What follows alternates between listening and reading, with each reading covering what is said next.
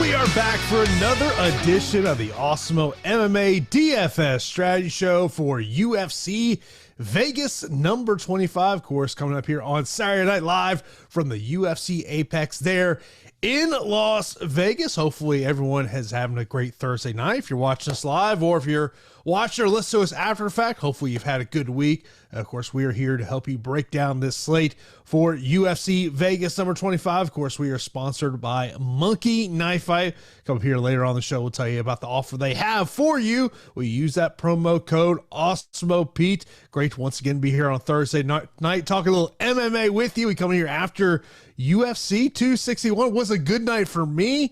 Definitely had a nice little profit on the night. And I'll tell you, last week there were some fighters you had to have in your lineup. Jeff Molina was definitely one of those guys with the volume that he put in there. We had Uriah Hall. Of course, we all know what happened there. Valentina Rose. Overall, what was your kind of take on the slate last week, and how did you fare, man?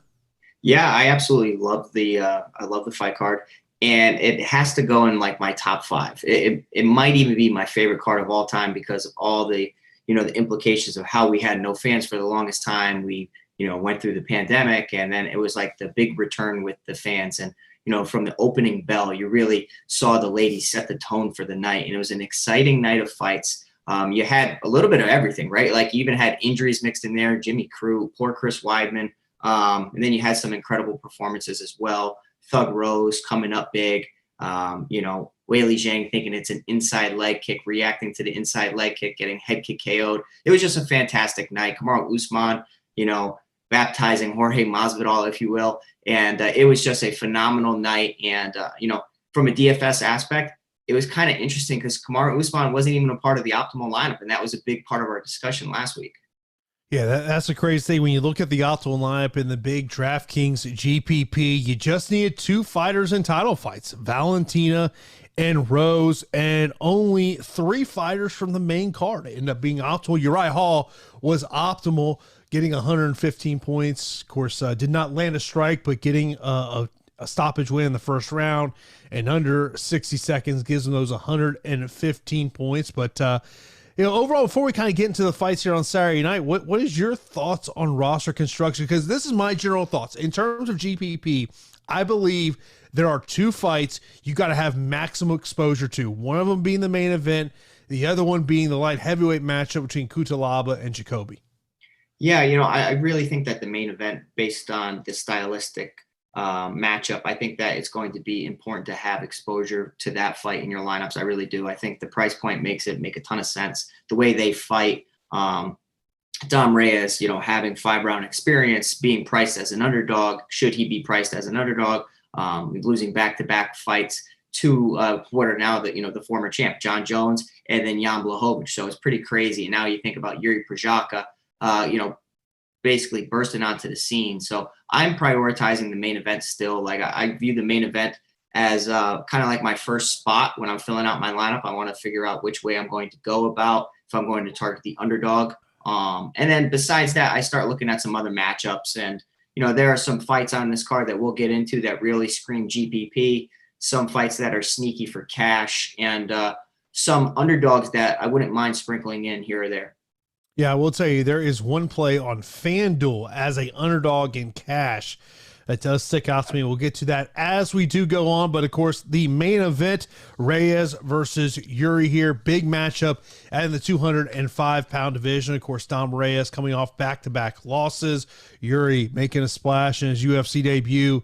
Salary-wise, great salaries here on DraftKings. $8,300 for Jiri, $7,900 for Dom Reyes. Over on FanDuel, $19 for Jiri, $18 for Dominick Reyes. Let me first talk to you about Dom Reyes and the mindset he has going into this one. Lost back-to-back fights, and this was a guy that, obviously the John Jones fight, a lot of people felt that he won that fight and that he got robbed of winning the UFC light heavyweight title. And of course, and they were expected that he was going to go beyond, become the undisputed champion. That does not happen. As obviously you've been in a similar situation, what do you think the mindset is here for Dom Reyes, and how do we correlate it to DFS? Yeah, well, I think that Dom Reyes, naturally had a ton of confidence. And anytime you see a fighter suffer back-to-back losses, you have to take their confidence into question. immediately. You have to see where their minds, where their head's at in regards to the matchup. So, and the fashion of how he lost, right? So against Jan Blachowicz, got caught by a big shot, ended up getting finished, right? Now he's in his turnaround fight facing a guy in Jiri Prochazka, who's a KO artist. So that you can have some doubt in your mind, especially if, you're really replaying that previous performance. But I will say that Dom Reyes, like, he has the more UFC experience. Yes, Jiri Prochazka has the more overall MMA experience, but we're talking about the UFC, the elite level, of the sport. And Dom Reyes looked incredible in the UFC until he didn't. And it's almost like a case of recency bias. And maybe this is a nice spot where it could be a leverage situation where, the new hot prospect coming in, Jiri Prochazka, puts on a good performance against Volkan Ozdemir. But let's not forget about early on in that fight that, Jiri Prochazka was, having to overcome some adversity, having to take some big shots, and his defense and just his style alone. I think Dom Reyes does have some confidence in the matchup because he sees holes in Jiri's game. And I think the holes can almost boost his confidence. Whereas, he lost 2 back-to-back fights, but it's against 2 of the best in the UFC. So, don't hang your head, kid. Get out there, do what you do. You're a big guy for the division. You're very talented. I think that he might thrive because of all this doubt surrounding him right now. And I think he spoke about it in the media. When you look at Jiri, and this is a guy that had a great run over in Ryzen, one of the things that you'll note when you look at his Wikipedia, you'll notice he's got a win over Vadim Nemkov back in 2015, the current Bellator light heavyweight champion, who there's obviously a big argument going on right now. Is Vadim Nemkov the best light heavyweight in the world, or is it Jan Blachowicz? You look at Jiri, this is a guy that he's a fun fighter to watch. Yeah. He's going to push the pace. We're going to talk about Ian Cutelaba and chaos, I think is probably a word that we're going to talk about. Ian Cutelaba, I think you can kind of say the same thing for Jiri as well. Yeah, I think that Jiri's game is just, he's so unorthodox and so tricky that he can give problems to a lot of fighters because the punches come from odd angles, the head movement, the footwork, the look away shots. Like anytime you're facing a guy that's so unorthodox and tricky like that, if you're used to sharp lines like in the cage and you're facing a guy that's a little weird, you can get caught with shots that you don't see coming. You can get, blitzed. Next thing you know, you're looking up at the lights because you didn't see the shot that put you down. I love both guys. I really do from a DFS perspective. So I will be smashing exposure, but I just don't know, like, how does Procházka handle adversity in the UFC, right? Like, he's relatively untested in the UFC. Dom Reyes is more battle tested in the UFC. So I will slightly lean towards Dom Reyes as far as, I like the value on him at 7,900. He's a big guy. What happens if Jiri can't get an early finish? How does he look on, in later rounds? I will say that, Jiri's a fantastic player to put in your lineup at 8,300 as well. Can definitely knock down Dom Reyes and capitalize on a potential chin issue. Like I said, prioritize the main event, but I do favor Dom Reyes in the bout. Are you the same as me, or are you leaning more on Jiri's side? I am leaning more Reyes, but I am going to have maximum exposure on both these guys. I will probably be somewhere in the 40% range on both guys in terms of this one. And the one thing, and I know this was a conversation that was happening in our Slack channel this week, is this is one of those weeks when you look at the salaries and the fights that you're going to have maximum exposure to, you may have $1,200 left over. Don't feel like you got to spend all of your salary cap this week. This is one of those weeks where you're going to be able to separate yourself, especially if you like some of these, these low plays. And, Pete, you talk about this every week. That mid-range is where you can really find some savings and find those fighters, especially in that 8,000 to 8,700 range. Find those fighters at range. And to me, this is a perfect week. But yeah, this is one of those fights that I'm definitely going to have a lot of exposure to. Of course, if you ever do miss our show, it is a part of the Awesemo Podcast Network. And of course, when you leave a 5-star rating and review on any of our podcast channels with your Twitter handle or email address, you'll be eligible to win a free week of Awesemo Plus Platinum. One winner will be awarded every Friday, and reviews will be eligible to win for up to 1 year. So be sure to check out not this show, but all the other great programming we have here at Awesemo.com, a part of the Awesemo Podcast Network. Let's move over to the co-main event. And Pete, I just like to call this classic UFC matchmaking.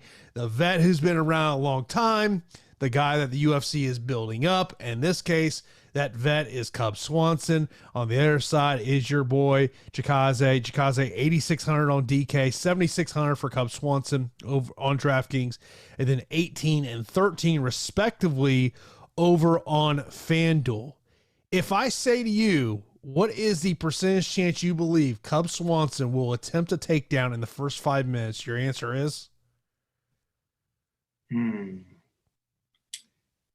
the first round, I'd say probably about 40%. I think that he's content on the feet, especially if it's at boxing range. But at kickboxing range, I think that he could struggle in this matchup.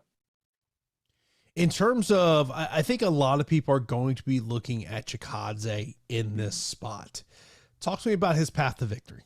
Yeah, so I think Chikadze is very, very interesting at 8,600. Obviously, he's in that range of the forgotten fighters where people kind of just play high and low, and we talk about it each week.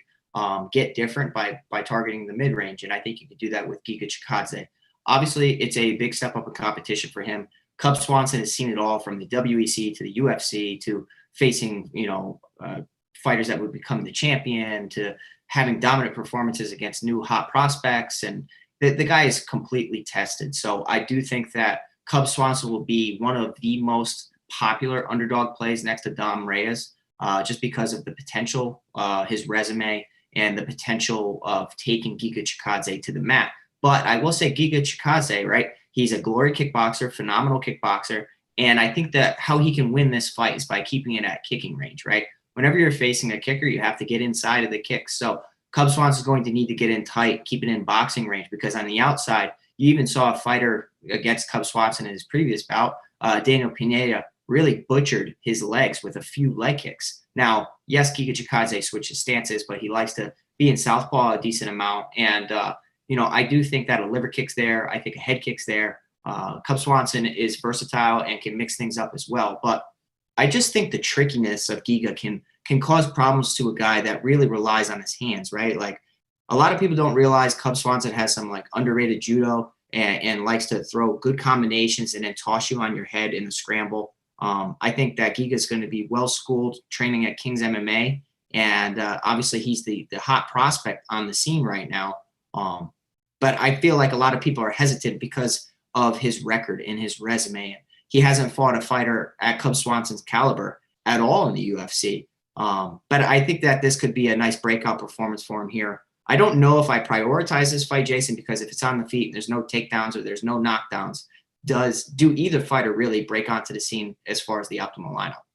Yeah, I feel like if you want to go the Cub Swanson route, your hope is that it does go the takedown route. But, when you look at this DraftKings scoring system, and if it's a fight that just plays out on the feet and there's no knockdowns, you just need massive amount of volume. I just don't know if that happens here. And we're talking about, this big step up in competition for Chikadze.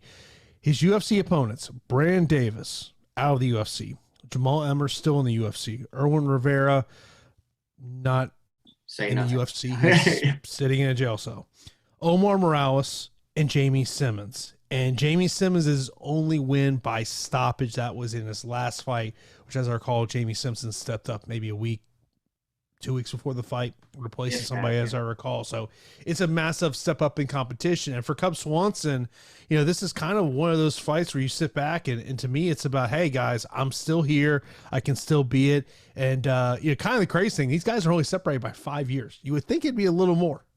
Some fighters are like that, right? Like, Giga was focusing on his kickboxing career for a while. And then, Cub Swanson in the meantime was starting out in MMA, at a super young age, and, got into jiu-jitsu and then ultimately MMA. So the guys, if you go back and you look at his highlight reel or you look at each one of his fights, it's insane the names that he's fought over the years. I remember when he got flying knee by Jose Aldo, that was some time ago, but I was really excited for that fight, and it ended in a blink of an eye. Cub Swanson's a phenomenal underdog because of the grappling question. He has that ace up his sleeve. He is pretty good on the ground. But we have seen him get, kind of dominated on the mat as well.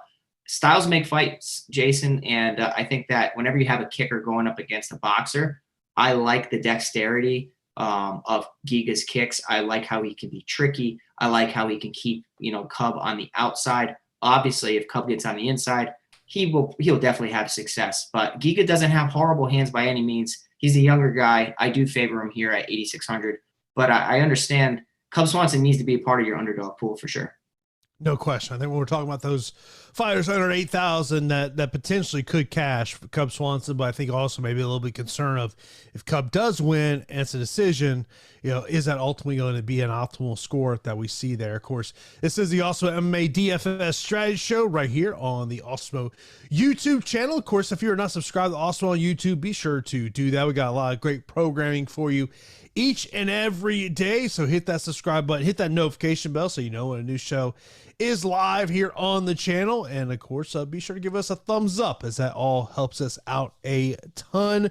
And of course, every day we do have free premium data and tools over at awesemo.com. And I'll tell you, today's data has been NBA player rankings, NHL player and stack rankings, and the MLB top pitchers, as that top pitchers tool is something I was using today to figure out who to play in my single entry cash MLB. Actually, no, a GPP tournament I played on cash and NBA. So those are tools I use each and every day. So be sure to check that out over there at awesemo.com. Now let's move to a matchup that was really a big discussion point in our Slack channel this week. And that is Ian Cutelaba taking on Dustin Jacoby. Jacoby took this fight last Wednesday or Thursday. I think it was officially set. He's essentially had about 10 to 12 days notice on this one, replacing Devin Clark. So a much different matchup for Ian Cutelaba, where against Devin Clark, he was going to have to be worrying about the takedowns. And since I have interviewed Dustin Jacoby so many times over the years, and when you look at since he transitioned back into MMA from his run in Glory Kickboxing, if you look at all these matchups he's had in MMA, Pete, they all have something very much in common. They've all been guys who wanted to grapple him.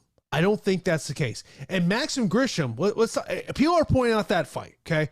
Maxim Grisham probably had 30 pounds on him. He missed weight, first off. And then you just saw it in the cage on fight night. These guys were just in two different, they were nowhere near each other. The one thing is, this is a total GPP fight, no question about it. But I threw the stat out to you earlier and threw it in our Slack channel. Ian Cutelaba, he has got 4 wins in the UFC. Those opponents have a combined UFC record of 9-16 and 1 no contest. I will have probably 40% Ian Cutelaba. I will probably have 40% Dustin Jacoby. I think there are people in our community that are discrediting Dustin Jacoby and are putting Ian Cutelaba like he's this top 10 light heavyweight. Yeah, I mean, sometimes you like a guy, right? Like, I could see why people like Ian Cutelaba quite a bit. I mean, he's an exciting guy. He's reckless. He's crazy. He goes in there. His pace is really, really fast. He throws big power shots. And I think the big performance that sticks out in a lot of people's minds is the performance against Khalil Roundtree, where, between you're thinking about big bombs, good takedowns.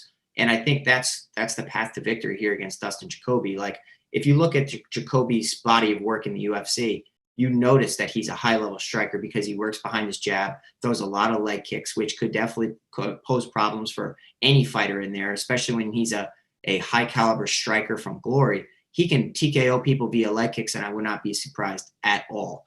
But I will say, in the Maxim Grisham fight, you did see him get caught with a big shot, wobbled, fell back, maybe slightly off balance, half hurt.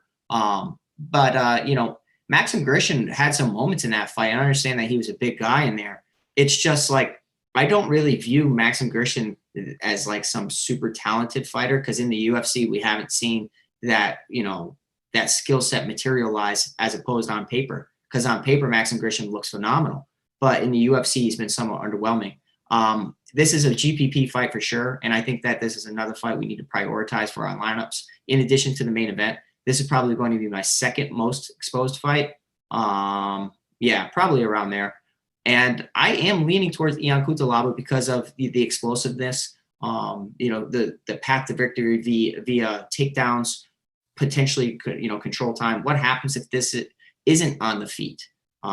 If he's able to put him against the cage, I think that he is the more powerful guy and that he can definitely test Dustin Jacoby's MMA game. But with all that being said, I do like Dustin Jacoby from a live betting standpoint, from a come from behind victory standpoint, weathering the early storm, capitalizing on an opponent who maybe just completely gassed out. You need exposure to both sides. I am leaning towards Ion Cutelaba. I understand that you're probably leaning towards Dustin Jacoby, but it's a fight that we need exposure to. The one thing when I spoke to Dustin this week, he talked about Cutelaba is a guy that fights with emotion. Mm-hmm. And my takeaway from it was he wants to try to take advantage of that. There's the good side of being reckless and there's the bad side of being reckless. Yeah. And you could easily leave yourself up to, look, if you're a Cutelaba backer, as I mentioned, I'll be a Cutelaba backer in GPPs along with being a Jacoby backer. My concern is what happens if Cutelaba does not get the first round. And I love what you mentioned there. If you want to live bet this fight hits the second round, if that Jacoby number could be a very juicy number if Cutelaba gets off to a solid start, because I really question whether Cutelaba has more than a 7-minute gas tank. I have questions regarding both of their gas tanks, right? Like, I think that Cutelaba's is probably worse because of his way of fighting, how reckless and how fast he is. He's like a round one fighter, and whereas Dustin Jacoby, his cardio isn't phenomenal by any means. I think it should be better, but I just think the recklessness of Cutelaba could lead to a late finish for Jacoby. Again, I'm excited for the fight. The fight seems like it's going to be a sloppy one, like where we could have tons of points because of who's getting reversed, who's getting taken down, maybe getting knocked down, who's maybe even getting finished early. I just think it's going to have points galore. Of course, appreciate there in the super chat, JCW. Appreciate you, super chat that you have in there. Congratulating Pete there.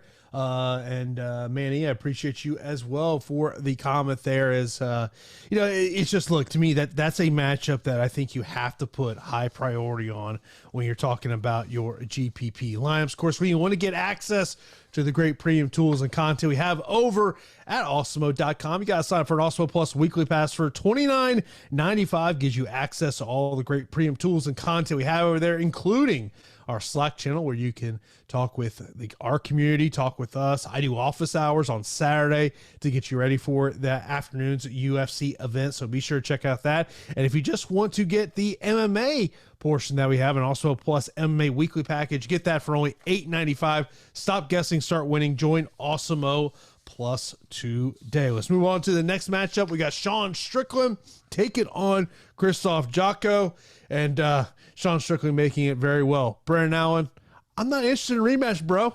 I've moved on, that was kind of the highlight of his meeting with the media this week. But Sean Strickland, a sizable favorite in this one, a minus 255 betting favorite, 9,200 over on DraftKings, 7,000 for Jotko, and then over on FanDuel, $22 and $10 for Jotko. The FanDuel pricing this week, a lot of guys $20 and above.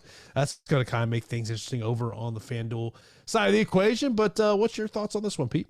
I'm excited for the fight, right? Like, I really am. I think, I've become a Sean Strickland fan, recently, and, especially watching him over the course of his UFC tenure, coming back from, some tough times and starting to perform at a high level in the UFC again. I really like what I'm seeing from him. And we've always heard great things about Sean Strickland.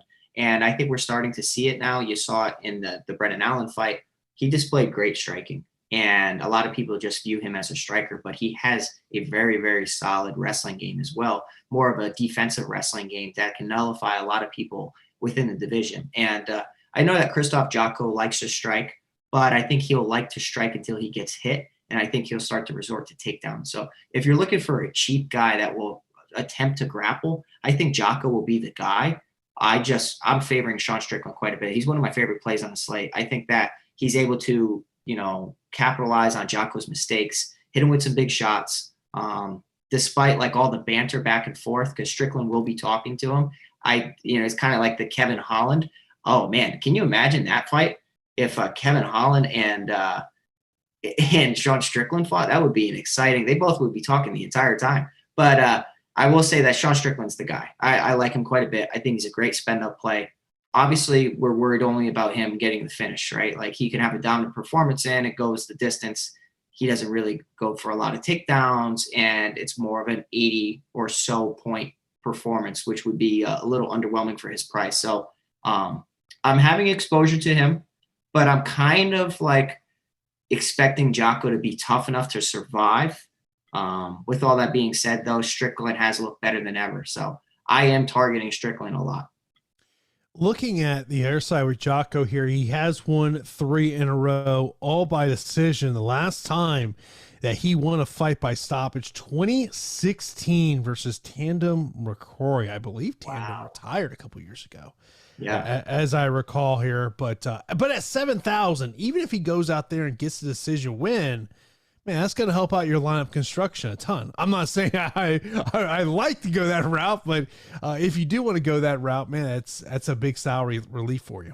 Yeah, I mean, if we're not looking at like the matchup itself, Krzysztof Jotko is 22-4. He's not a bad fighter at all, and he's coming off 3-fight win streak over Eric Anders, Marc-Andre Barriault, and Alan Amedovski. So the guy can fight. I just think that this is not a good matchup for him against Sean Strickland. I think that Sean Strickland, who is 22-3, can capitalize and put on a good performance in the 9K reach. Now, next up, we got a bantamweight matchup where hopefully by the time we get to Saturday, third time is the charm between Merab Dvalishvili and Cody Stamann. Merab, a -260 betting favorite in this one. He is 9,000 on DraftKings, 7,200 for Cody, and then $23 and $11 respectively. Of course, Merab has been a DraftKings stud because of his takedowns, the fact of his opponents have been able to get up, takes him down, rinse and repeat. He's been a stud, not a finisher, a guy that goes out there and gets decision wins, but it's because of the amount of takedowns. His average takedowns per 15 minutes of fighting in the UFC, 7.71. Just a unbelievable note here. I talked to Cody at the end of last week, and one of the things that stuck out to me, what he said to me was, when initially they came to him for this third time for Merab, he wasn't all in on it. He got to the point of like, man, we've gone down this road twice. Do I want to go down a road a third time? What if it doesn't happen? But it was his coaches there in Vegas as Cody moved from Michigan to Vegas last year. And they said, no, man, we like this matchup. Also told a story because Merab has been in Vegas. Of course, he's one of the main training partners of Aljamain Sterling now for some time. And he had said, he's like, look, he goes, I was about to spar and Merab just walks into the gym. And I literally looked at my coach, it's like, is anybody going to say anything? Yeah, it's a little awkward, right? Like, yeah, I can't blame Cody for kind of being like, what the heck's going on? I'm interested in this fight from like a stylistic standpoint. As far as DraftKings, I think that, Merab will be a plug and play for a lot of people because of the box score of his previous performances, of how he can get the fights, with tons of takedowns, and he can work towards a victory. But the problem that I have with Merab, and it's hard to say that because he's looked pretty damn dominant in the UFC, is the fact that he has no finishes. Like in the UFC, decision wins over Tyrion Ware, Brad Katona, Casey Kenny, Gustavo Lopez, and John Dodson. Now, that is a great list of opponents. Definitely is. He's been dominant throughout, but he lacks a finishing skill. And when you lack a finishing skill, you're allowing your opponents to still be competitive in the fight or still able to have a moment of competitiveness. And I do think that this is a tough matchup for him because Cody Stamann's a good wrestler. And I know a lot of people are going to think that Cody Stamann's not a strong wrestler because of his performance against who am I thinking of? Jimmy Rivera. But Jimmy Rivera is phenomenal within the division. And I think that sometimes when you have a good breakout performance like he did against Brian Kelleher, when he had all these, outside, distractions and things, and he had to really focus on the fight, and that was kind of helping him get through a tough time. that maybe he overlooked Jimmy Rivera a little bit. And I think you mentioned it to me, and I think that we will see a very composed, motivated Cody Stamann in this fight. And what if Merab can't get the fight down on the ground? Who's the better striker? Well, let me tell you, the better striker is Cody Stamann, hands down. He's able to switch stances, mix things together. Yeah, Merab's competitive on the feet, but he's reckless. He makes tons of mistakes. I don't know if a guy like Cody Stamann will put up a good performance as far as DFS-wise on DraftKings. On FanDuel, he could be a gem over there. But I think that, I'm going to, of course, have exposure to Merab, but I think that Cody Stamann is an interesting play and a guy that I'm actually favoring in the matchup because of his wrestling background. I will tell you, Cody Stamann is the fighter I mentioned earlier as a FanDuel cash play because of his abilities to potentially stop the takedown. You mentioned about what happens if Merab is unable to get the fight to the ground. So in his last fight, he was 2 of 20 in takedowns. As I recall, John Dodson was optimal over on FanDuel because of all this takedown defense he had. So he landed 88 total strikes, 50 significant strikes. He did have 3 minutes and 44 seconds of control time. That equaled to 74.3 points. At 9,000, that's not going to get you to where you need to be. Now if you're saving a lot of salary, maybe it does. But at 9,000, you're looking for triple digits when it comes to the score. Now, when you look at the fights where he has gotten massive amounts of takedowns, so his previous 2 fights, 13 takedowns against Gustavo Lopez, 12 takedowns against Casey Kenny. In those matchups, he scored 148.3 and 135.6. My point in this is saying is he's got to get the takedowns to, I believe, equal value with what his salary is. To me, this is a fight I want to take more of the underdog in this position than I want to take the favorite, just because I think Cody can keep it on the feet, and I agree with you. I believe Cody's a better stand-up fighter. Yeah, I think like Merab, if you look at his list of fighters, I think Casey Kenny's probably the most impressive win because of what Casey Kenny has done within the COVID era. I will say that Merab against a guy that's going to test you in your grappling, in your wrestling. I want to see how he fares in a situation like that. In his relentless pace, and he's a machine, and hence the nickname. I think that's what allows him to get takedowns. It's just his chain wrestling, and when he's able to chain things together. Okay, Cody Stamann is probably going to get taken down in this fight. I don't think that he's going to have a perfect takedown defended in this matchup, but I do think that Cody can get back to his feet better than most, and he can punish Merab and maybe make him get desperate. I agree with you.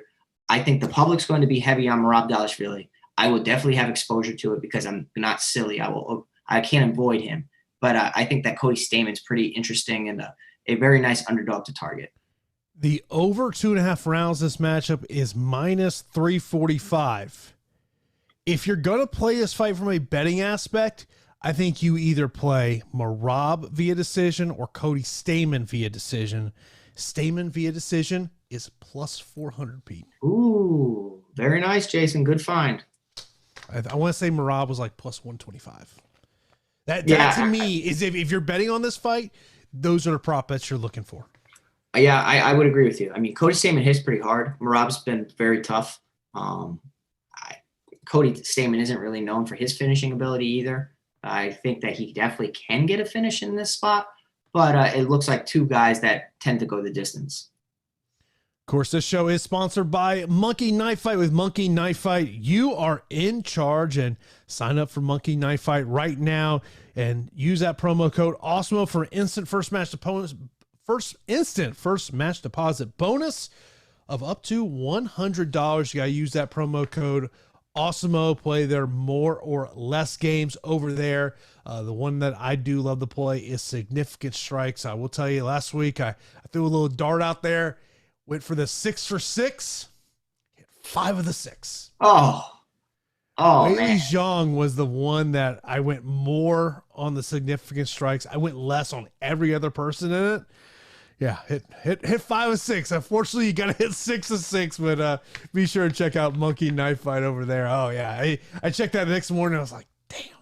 Yeah, the parlay heartbreaker right there. It always happens that way. That's why parlays are some of the trickiest things to do in sports betting, or on a platform like Monkey Knife Fight where you're just combining stuff like that. That's pretty cool.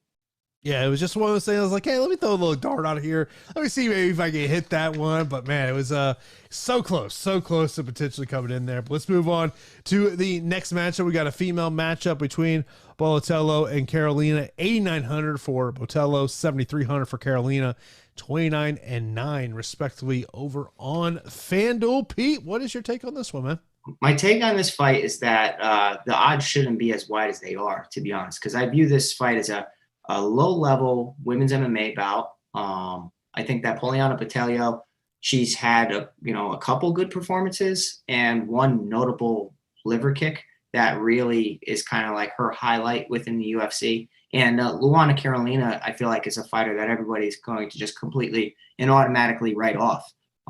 She is pretty tall for the division, but also more than that, she's long, she's rangy. So I'm excited for this bout. I think that, despite Poliana Botelho being 5'8", and Luana Carolina being 5'6", Carolina has 69-inch reach, so that's a 2-inch reach advantage. And with her style, her Thai style, she likes to strike from the outside. And I think that the only negative thing that I see, there are plenty of negative things, but striking-wise, keeping her chin up in the air and kind of keeping on that center line is like my only worry here. And I think that a fighter like Poliana Botelho is probably going to look to implement some takedowns because she is well-versed in jiu-jitsu. Luana Carolina, I think, is just an interesting underdog.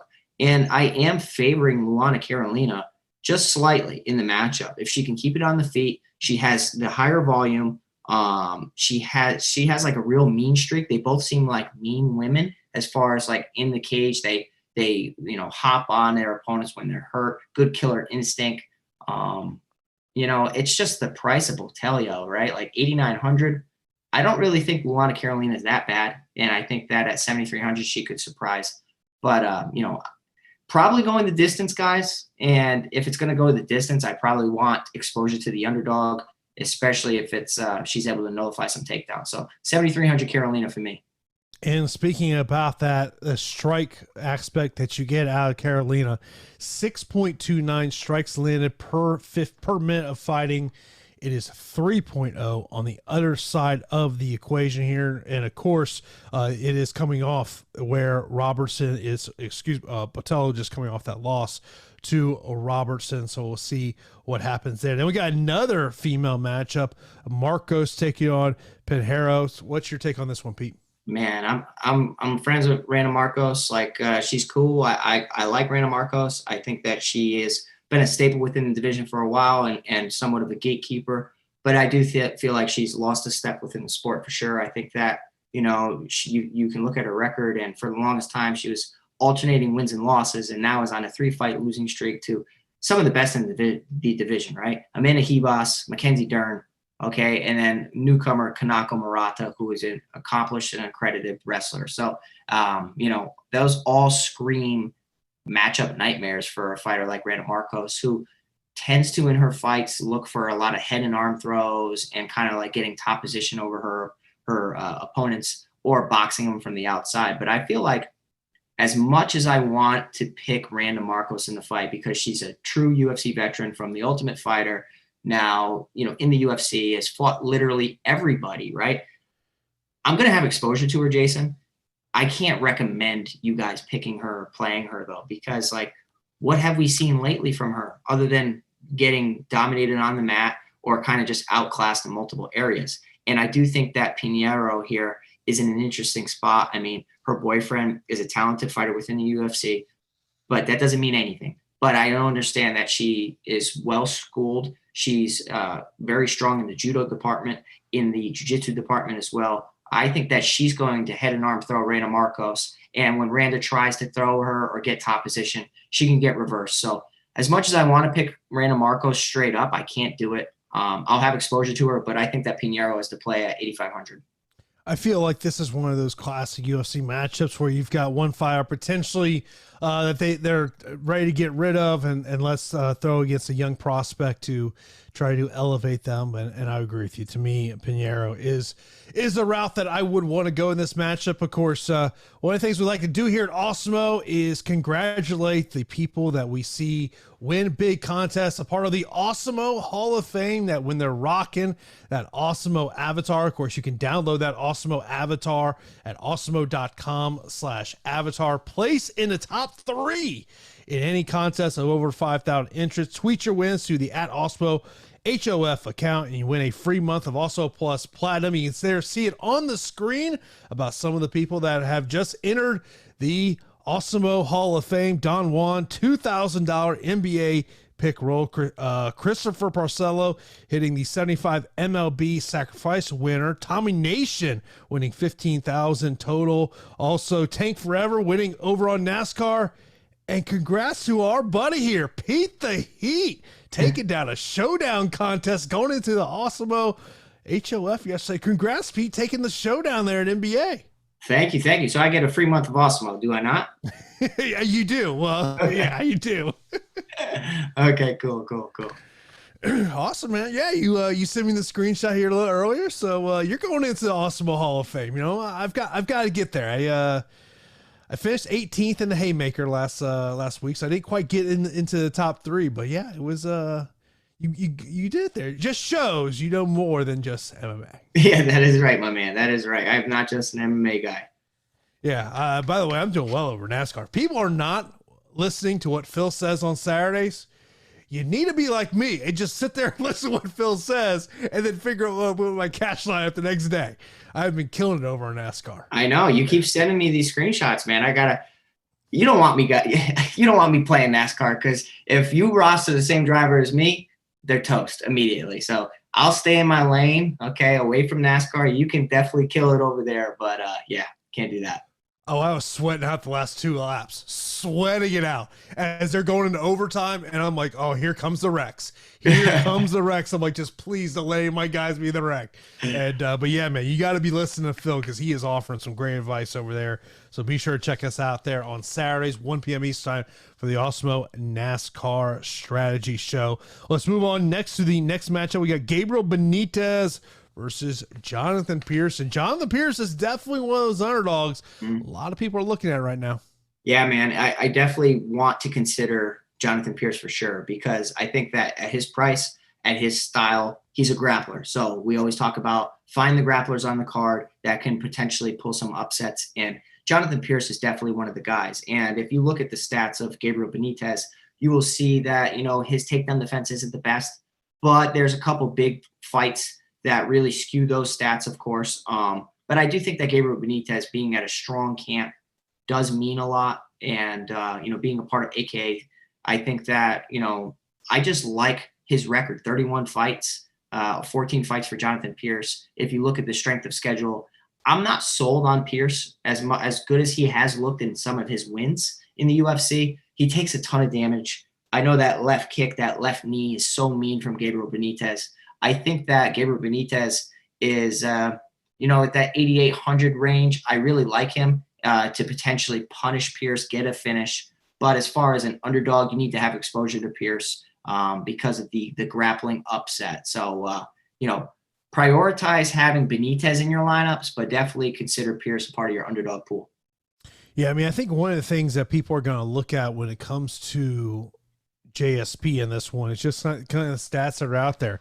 8.80 strikes land per minute, 5.91 takedowns average per 15 minutes of fighting. Those are trains out of the lab, originally from Tennessee, went out there. Kind of Scott Holtzman's really the glue to what got him out to Arizona.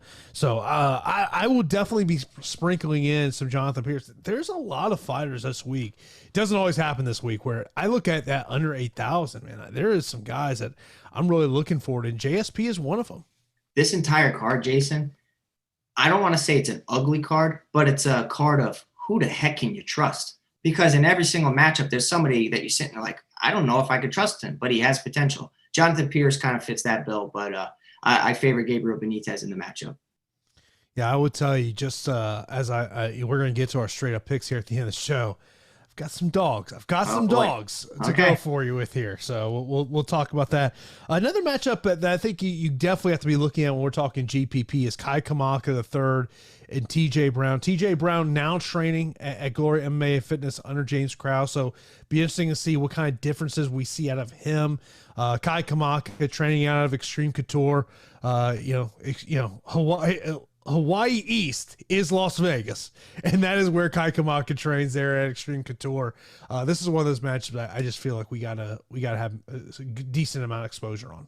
Yeah, so this is like one of the fights I will be prioritizing for sure. We talked about the main event, we talked about the Cutelaba fight, and this Kamaka TJ Brown fight kind of screams GPP to me. TJ Brown clearly has a grappling and wrestling advantage over Kamaka, and that was on display when in Kamaka's previous performance against Jonathan Pierce, right? Kamaka looked phenomenal in his debut, and outside of tapering off in the third round, he looked phenomenal, and then fought Jonathan Pierce and got absolutely destroyed on the ground when he was taken down. And before that, Jonathan Pierce looked terrible in his debut against Joe Lozon. So it's literally a circle of just, not being able to rely on people and just inconsistency throughout. I do think that, the training camps do mean something. Kamaka being in Vegas means a lot. I love that camp. They're a strong camp all throughout the COVID era. And even now, TJ Brown working with James Krause. How can you deny anybody working with James Krause right now? I think that there's a clear path to grappling victory. Split your exposure here, but I will favor the grappler and TJ Brown. I like Kamaka. I don't hate it. I don't hate it. And initially I was a Kamaka guy, and I start just kind of looking at the film and, the 22 fights of TJ Brown and Kamaka's inability to get finishes. I do favor TJ Brown. The one thing it does concern you about Kamaka is the low finish rate. There's no question. There's no question about that. So I know with how he throws, you just would think it'd be higher than what it is. Next up, we've got Luma Lukumi versus Sam Hughes. Sam Hughes, a 3-1 betting underdog in this one. Yeah, you know what? I mean, Loma might be my most confident fighter on the card. I'm not even kidding. Like, I like Loma. I don't know if I like her from a DFS aspect, but as far as like being prepared for an MMA bout, I know. Well, it's been rough over in Thailand, so I kind of retract that statement as far as COVID. But from a skill set standpoint, Loma has shown me a lot in the cage. We haven't seen anything from Sam Hughes in her debut. She did not look good. That Loma should come in well prepared as long as they were able to kind of, weave in and out of the obstacles from the COVID situation over in Thailand. But I think that Loma is clearly the A side. Outside of Sam Hughes taking her down and working towards a submission finish, it's Loma's the A side for sure, and I have to side with Loma. Yeah, I'm with you on that one. Then we got Michailidis versus KB Bhullar. The one kind of storyline to me with this one is actually going to be tomorrow at the weigh-ins. Michailidis now back at 185 pounds after fighting at 205 pounds. So I want to see what he looks like on the scale on Friday in terms of going back there. KB, Canadian fighter, did not have a good UFC debut. No, this is a fight where I will have exposure to both fighters because of the unknown surrounding KB Bhullar, right? Like you saw him get hit with a jab from Tom Breeze and kind of sat on his stool and then ended up getting finished. And Andreas Michailidis clearly had one of the strangest stoppages in the UFC of getting hit questionably in the back of the head. The round ending, he goes over to roll over, and whether he was hurt or, somewhat fell through the cage door, that's, you guys can argue about that. I'm not sure, but I will say that up until that point against Modestas Bukauskas, I mean, he didn't really look amazing. He resorts and relies on a lot of leg kicks, which if he's throwing naked leg kicks, he can end up getting cracked down the middle. A guy with KB Bhullar's dexterity in his legs and his trickiness of his style, definitely, he has my attention, and I will include him in some lineups for the simple, perspective of getting different. You can't roster every 9,000 fighter out there. I think Michailidis might be one of my least favorite 9,000 fighters out there because, yes, he is a black belt in Brazilian Jiu-Jitsu, but I don't really foresee him going to that well, or if he does, I don't know how much success he will have. KB Bhullar is very, very interesting, though, because nobody's going to be relying on him. Yeah, plus 200 betting favorite or betting underdog for KB Bhullar. On the other side, minus 240 for Michaelis. Of course, when you want to get what the odds are, you got to check out OddsShopper, oddshopper.awesemo.com, because one of the biggest edges in sports betting is always shopping to find the best line, and we have compiled the best lines that are out there. So we want to sign up for OddsShopper. So if there's a certain price you're looking for, you can sign up so you know when that price does hit it, what sports book it does hit it at. Of course, you got player props over there as well. So be sure to check out OddsShopper, oddshopper.awesemo.com. Now, our first fight of the night will be Luke Sanders versus Felipe Corrales. Want to mention this question from Twitter from Hunterman saying, how uncomfortable are we in having to pick a side in the first fight with guys as untrustworthy as what we are working with? Yeah. Yeah. You know, Jason's probably not touching this fight with a 10-foot pole because that's just his game. That's his style. There are some fights where he'll break the rule, but I feel like he's not breaking the rule this week because there's no way that you can have confidence in Luke Sanders or Felipe Corrales here. Now, Luke Sanders, in some performances, he looks really, really good, like really strong, good striking. And then he has like a tiny moment of a mental lapse, and he either gets capitalized, via striking or via grappling. I want to know how he's going to look in this matchup. But against Felipe Corrales, I do like Luke Sanders still. I hate saying it, but I do like Luke Sanders. Felipe Corrales, outside of being really, really tough, is kind of like middle of the pack everywhere. Has been controlled on the ground, taken down a lot, can get takedowns. I think working towards a submission is a sneaky path to victory for him. But, man, Luke Sanders, 8,700, definitely a fighter I will have exposure to. I don't feel comfortable about saying that. Way more interested in Luke Sanders on FanDuel than I am DraftKings. At $15 on FanDuel. Yeah. I mean, the 8,700 price tag, I mean, that's a big price tag for a guy that you don't exactly have a ton of faith in. No, I feel like he could. I mean, the UFC re-signed him, did they not? So clearly they see something that we don't. I think that Luke Sanders should be able to go out there and put on a good performance. He hits hard. It's just I don't know if he can really finish a guy that's been extremely tough. And, in the fight against Montel Jackson, Felipe Corrales, despite getting completely dominated, he wasn't able to put him away. So the guy literally is a punching bag chasing you around, sometimes taking you down. So maybe fading the first fight is a smart way. By the way, when this line opened, Sanders was a minus 205 betting favorite. Now at minus 140. Of course, if you do have any last minute questions, be sure to get those in now. And of course, subscribe to us right here on YouTube, the Awesemo YouTube channel. If you're not subscribed, hey, look, if you don't like it, you can always unsubscribe. It's that simple. Of course, hit that notification bell so you know when a new show is live on the channel. Myself and Pete will be back on Saturday for a live before lock at 4 p.m. Eastern time. Before we get into any remaining listener questions, let's go through our straight up fight picks. Let's start right at the top. I'm going to go Dom Reyes. Yeah, non-DFS related, I'm going Dom Reyes. Next up, the co-main event, give me the underdog in Cub Swanson. Yeah, Giga Chikadze for me. Cutelaba, Dustin Jacoby. Give me Dustin Jacoby. Cutelaba. Sean Strickland, Krzysztof Jotko. I will go Sean Strickland. Strickland for me. Dvalishvili and Cody Stamann. Where are you going? Going Stamann. I'm going Stamann as well. Botelho and Carolina. Carolina for me. I will go Botelho in that one. Markos and Pinheiro. I want to pick Markos. I'm going Pinheiro. I will agree with you there as well. Benitez versus Pierce. Benitez. I will go JSP. Dude. Oh, you did it. Oh, boy. Kamaka versus Brown. I'm going Brown. I will go Kamaka, man. We got a lot of different picks here on straight it's up. Bad. Yeah. Okay. I think we'll both agree Luke Boomy is we're both going to go there. Yeah. Michaelis and Bhullar. Michaelis for me. I will agree with you. And then give me Luke Sanders in the opening fight. Luke Sanders as well. So let me just kind of pull up some questions over here that we did not get to as the show went on. Let's see here. Will Cutelaba wrestle? Yeah, I think he needs to, because if he stands on the outside with Jacoby, he's going to get leg kicked, pieced apart from straight shots. He needs to wrestle for sure.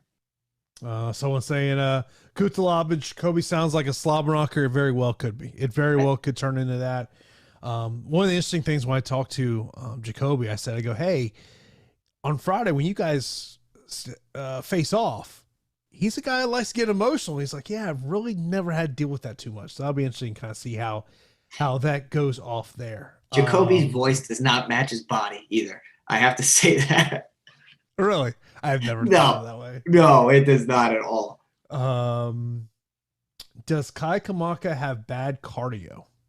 Tough to say, because he was finishing his previous bout and his UFC debut. He had cardio for about 1.5, 2 rounds, and in the third he tapered off, but he was still there. I think that he can get really, really gassed in a wrestling, matchup against like a guy like TJ Brown. So I will say, yeah, I think that he has a lot of muscle and probably not the best cardio.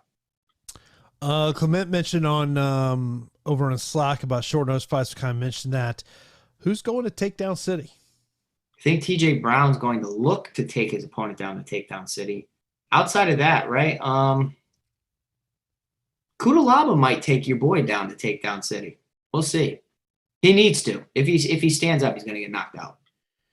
Yeah, I mean, I to me that matchup is just. I think that it's, if we see the recklessness that we've seen out of Cutelaba, I do want just the more technical standing fighter can take advantage of that. But I mean, look, I think Jacoby knows, and based on my conversation with him, my takeaway was he understands he's going to have to weather a storm.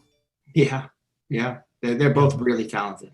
Yeah, that storm is coming. The storm is coming on Saturday. Of course, we will be here on Saturday for Live Before Lock. Of course, do want to thank our sponsor, Monkey Knife Fight. Be sure to use that promo code Awesemo when you sign up for instant first match deposit up to $100. So that is going to do it for this edition of the Awesemo MMA DFS Strategy Show. We will see you on Saturday for Live Before Luck. Good night, everyone.